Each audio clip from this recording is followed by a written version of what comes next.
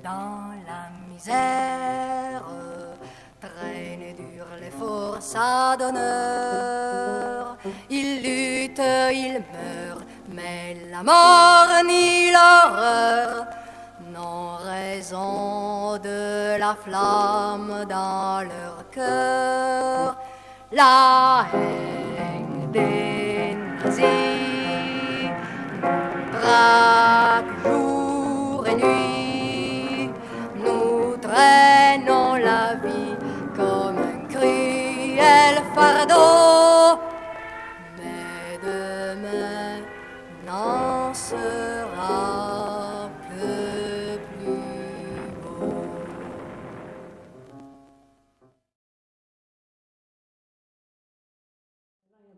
Non, ici c'est marqué. En souvenir national. Voici les premiers prisonniers allemands. À notre tour de rire. Ben, c'est bien. C'est dégueulasse. Allez, écoute. Mais les pauvres soldats, Dieu. Allez.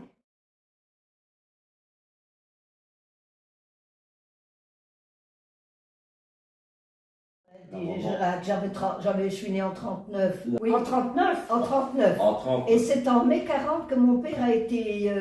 Il se trouvait dans un train militaire qui montait au front à la mer. Il y en a un avion allemand qui a mitraillé. Et il a été blessé à la tête. Bon, on n'avait plus de nouvelles.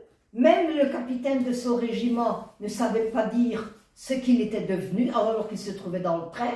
La Croix-Rouge a fait des recherches. Et 6 mois après, on a retrouvé le corps de mon père enterré dans les dunes à Saint-Michel-les-Bruges. Oui. Et mon grand-père est allé rechercher le corps de son fils avec M. Hilario Carbo, le grand-père de Jean-Claude, en camion, rechercher le corps de son fils.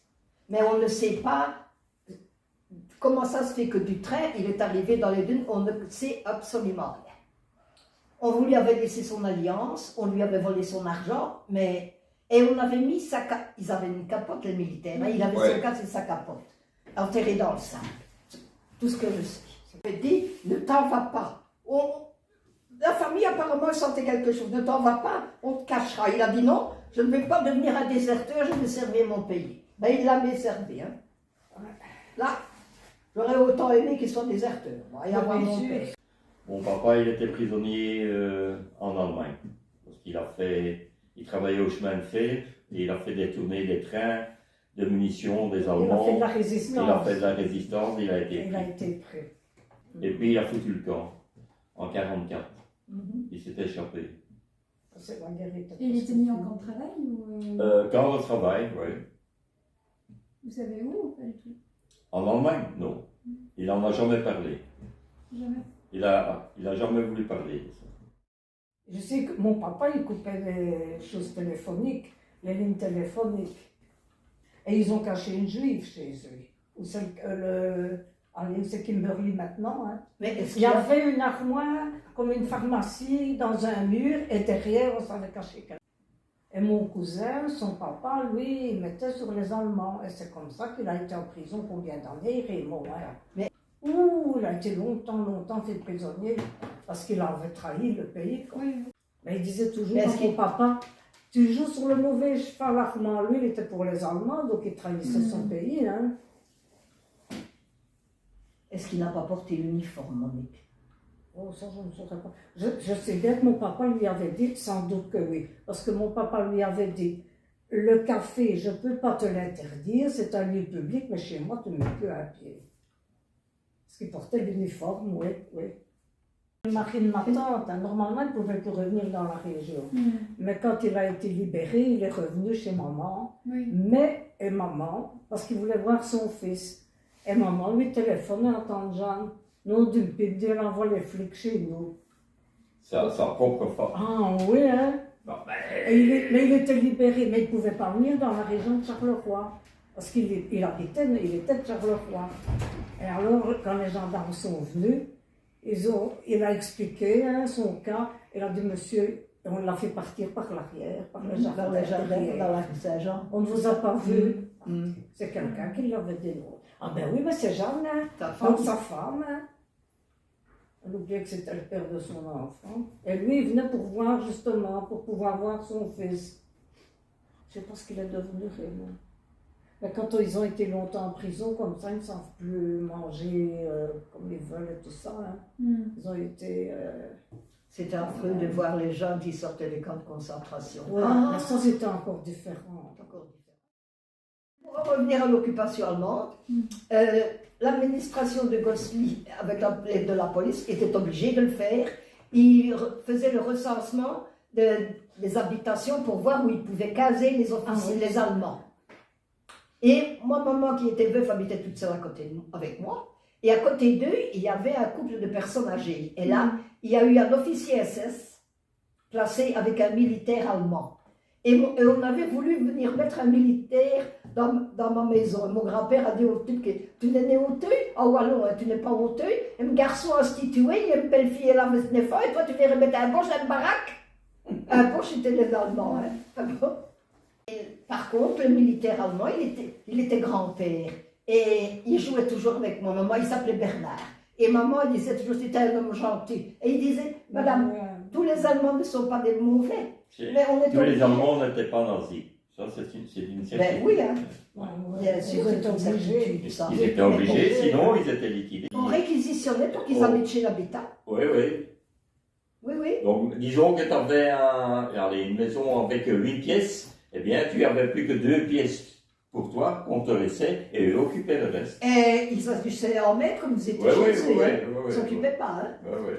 L'officier SS, là, Alice avait des photos de sa famille sur la cheminée. Il a tout balayé, il a installé des photos de sa famille à lui avec ses enfants, et sans rien demander. Hein. Ouais, un officier SS, tu penses bien. Il ne demandait pas. Hein. Ben oui, mais là, ils ne sont pas corrects. Hein. Non. Fusiller des résistants, ici à Gosselies, les Allemands. Et dans les Ardennes aussi, hein, c'était pas tous des SS. Je ne sais pas dire dans quel endroit ils ont fusillé. Ouais. Mais ils en ont fusillé à Gosselies. Mais où? Du côté du parc de la Serna. C'est en face de l'entrée de... L'ancienne entrée de l'aéroport de Gosselies. Oui. La résistance a fait du bon boulot. Ils ont perdu énormément de gens aussi. Oui.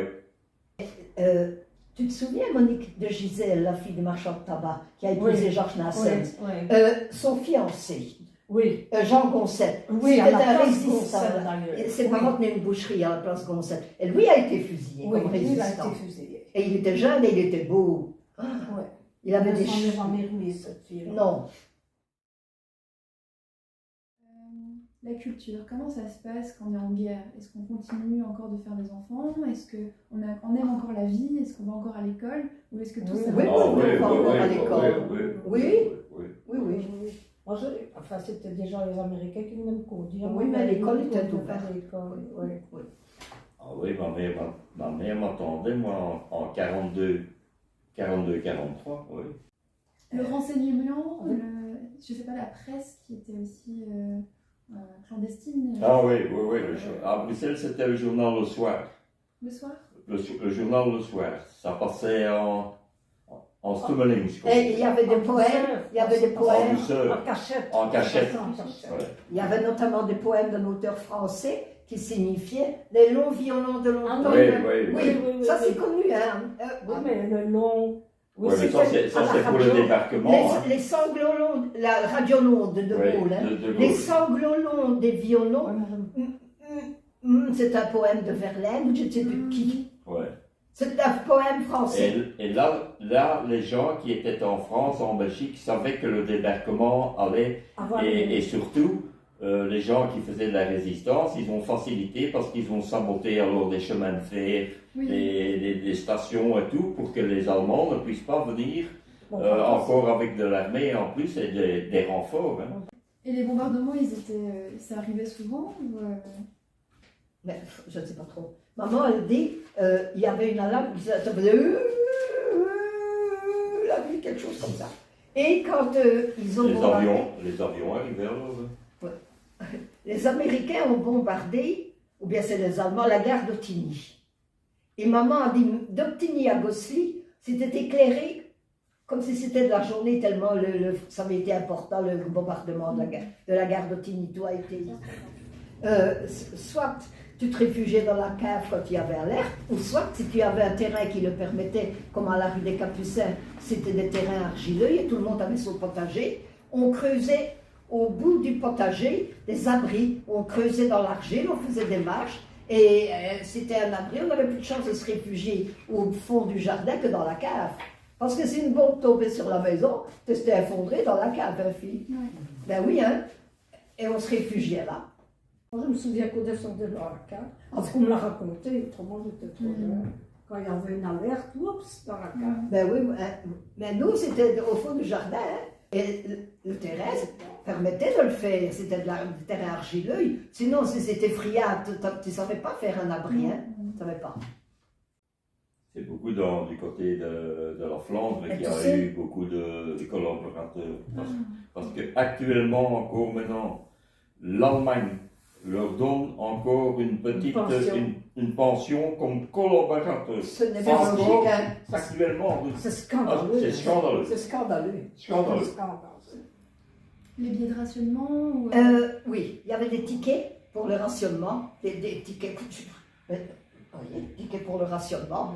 Et il y avait ce qu'on a, maman en a fait partie, dans les volontaires, ce qu'on appelait le secours d'hiver. C'était pour aider d'abord les veuves, c'était du côté de la coopérative, le secours d'hiver. Maman travaillait là, déjà j'avais des photos. Le secours d'hiver, donc les gens venaient les nécessiteux, venaient chercher la nourriture, tu vois. Donc toi, tu avais 6 ans quand il y a eu la libération du pays. Qu'est-ce qui s'est passé? Comment les gens ont réagi? Ah ben c'était la joie, hein. Ah, c'était oui. la folie pour accueillir les Américains. Hein. Tout le monde dansait dans les Oh rues. oui, hein, c'était une grande joie populaire. Hein. Ils montaient sur les chars même et ils allaient embrasser les Les militaires. qui étaient sur le char. Hein, ouais. Non, c'est pas ici. Ça, j'ai... Oui, ça a été une grande joie populaire, la libération. Ouais, la libération. Partout en France, oui. Ouais, partout. Oui. Et oui, Toi, tu t'en souviens ou pas? pardon. Tu t'en souviens? Je me souviens de l'entrée des Américains par la château de Vieux-Ville. Ils étaient en rang. Au milieu, c'était les chars qui passaient et les militaires longeaient les trottoirs. Au pas au garde à vous, ils étaient applaudis par les gens. Oui, Ah, oui, ben oui, un dessin. oui. Mais c'est tout. Et puis, je te dis, ils ont occupé. Et du coup, vous avez vu aussi les soldats qui sont revenus, et donc post-combat, après la guerre. Est-ce que vous avez vu? Non, moi je ne me souviens pas de ça. Comme mon père avait été tué, mais ils ne sont pas revenus, ils sont revenus par petits groupes à la fois, ils ne sont pas revenus Non. tous ensemble. Hein. les C'est selon, prisonniers. oui, dans les prisonniers en Allemagne, c'est selon la distance qu'il y avait aussi. Et puis bon, ils ne sont pas revenus, bon. Et alors ici, il y a beaucoup de femmes qui ont pour chose pour survenir à leur famille et tout. Ils ont sorti avec des Allemands. C'est connu, ça a duré le temps de la guerre. Et quand la guerre, quand les Allemands ont été battus, on les tombait. Publiquement. Oui, c'est pas Ils étaient insultés, on leur rasait les cheveux. pas Marcandier qui a eu ça. Et la maman de Josiane Franzen, On le rasait. qui habitait en Marie. Tellement.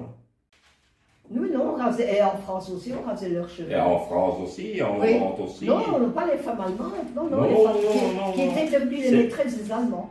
Maman, elle m'a raconté, mais ça c'est... les Allemands, hein, quand ils venaient, ils avaient les ceinturons et tout, mais le café chez nous, il était beau. Hein. Et alors, ils retiraient leurs ceinturons pour ne pas abîmer. Mais les Américains mettaient les leurs Américains, pieds sur c'est- les tables, oui. et regardaient. Les Allemands étaient plus disciplinés. Ah, rien. Ils ont toujours cette fameuse rigidité allemande. Hein. Oui, oui, oui. Discipline, hein. Ils Ouais. la gardent tout le temps. Ça a toujours été. Mais les Américains, Mais les Américains, ce sont des... Ils ont amené la musique de jazz. D'abord, attends. Ils ont fait beaucoup d'enfants avec une petite femme belge. oh, le Marx, Ils ont apporté des banilons. Ils ont apporté le chewing-gum. le chewing-gum. Et la danse, le swing, comment ça s'appelait? Le rock? Non, Non, le rock'n'roll. le rock'n'roll. Le rock'n'roll. Yeah. En fait, les Américains, ils ont apporté un changement de mentalité, en fait. Ah oui, ça oui. Oui. Changement de mentalité, Plus de liberté oui. pour les femmes, quand même. Hein, Monique? Oui. Oui. Oui, ça important. Et même notre éducation à nous. Je te dis, Monique vient de citer l'exemple dans le café. Oui. C'était pas grave avec les Ah, Américains. oui. Ils étaient des gens foutres. Oui. Des gens foutres gentils, probablement, mais beaucoup d'enfants illégitimes. Changement. Oui. Oh, déjà mieux. Changement de mentalité, oui. Ça, oui. Et ben ça, j'en ai une raison aussi. Ben, mon Les je enfants, regrette, c'est la réalité. Et il y en avait qui étaient mariés aux États-Unis, ils se sont mariés ici avec des Belges, des Hollandais, Tous les Américains, des comme Anglais. tous les Belges, comme tous les peuples. Il y a des gentils, il y a des mauvais, il y a Voilà. des vicieux, il y a des... Moi, je me souviens comment tu la Oui, connais? je sais, oui, je sais. Guylaine Mine. Oui, avec Guylaine. Guylaine Mine, Oui. une cousine. Elle était fiancée avec un Américain. Un bel homme, le Major Moss. Oh, il Oui, était oui, beau. oui, je me Le souviens. Major Et non, tu Moss. dis non. Il était beau. Moi, je ne l'ai pas J'étais toute connu. gamine, j'habitais en face. Quand je le voyais arriver, Moi, je ne l'ai pas connu. J'étais grand, un jeune. bel homme, bien, un joli visage, fiancé. Et il doit retourner en Amérique, mais je ne sais pas si elle l'a suivi. Il était marié et père Il de était famille. marié en Amérique. Marié en Amérique et père de famille.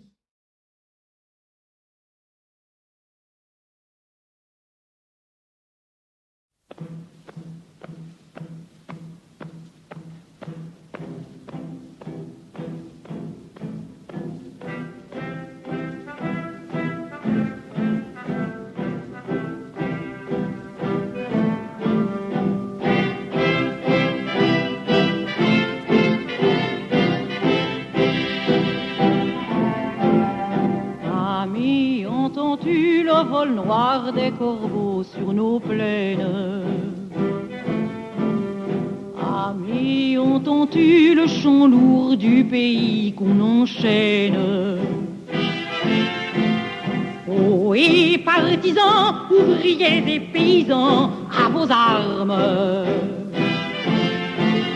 Ce soir, l'ennemi connaîtra le prix du sang et des larmes. Montez de la mine, descendez des collines, camarades. Sortez de la paille, les fusils, la mitraille, les grenades. Oh, et les tueurs à la balle ou au couteau, tuez vite. Oh, et saboteur, attention à ton fardeau, dynamite.